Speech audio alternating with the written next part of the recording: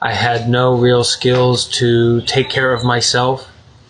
I was hurting myself, and I was hurting other people in the way that I was living. Drinking, smoking, taking drug, and luckily not any super heavy, serious drugs, but I was really unstable. I was really sick, and I didn't have anyone to help me at that time in the help that I needed. So that was 2015. I was 20 years old. And luckily enough, from my time after graduating high school, I spent time traveling. So I encountered some people that put me on to like meditation and spirituality, and people like Alan Watts, who I came across and I learned about, right? So when I was at my lowest and I was at this point, I said, hey, I knew there are like meditation centers, there are like residential centers where someone can live and develop in meditation or spirituality, whatever. So I can remember very distinctly reaching out online to this residential meditation center in New Mexico. It's like for me, it was like a rehab for the mind.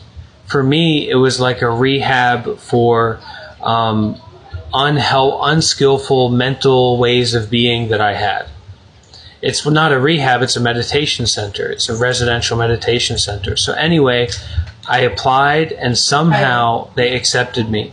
I got really lucky. I got really fortunate that they accepted me, and I went and I lived there for a year. So living at this center, this training center for a year, doing a lot of intensive meditation, intensive study, being in community, okay, it just changed my mind on a fundamental level. And it really brought me to be a Buddhist and a meditator, right? It put me in that position, and that inspired me to have a lot of faith in the Buddha, the Dharma, and the Sangha. So after I left there, I went about a 3-year period or so where I found success in my material life.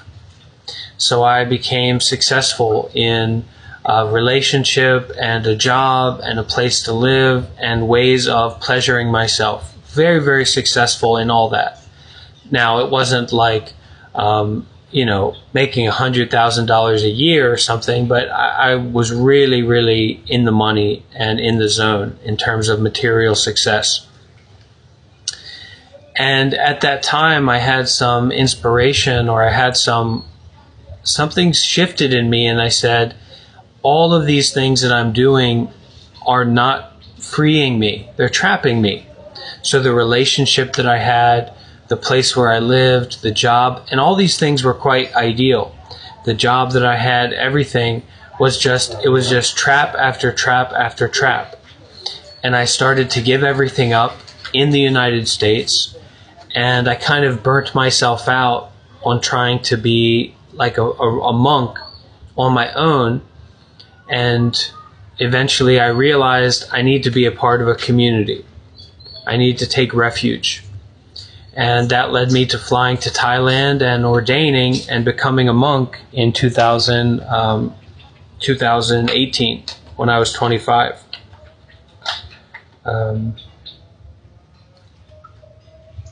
Yeah.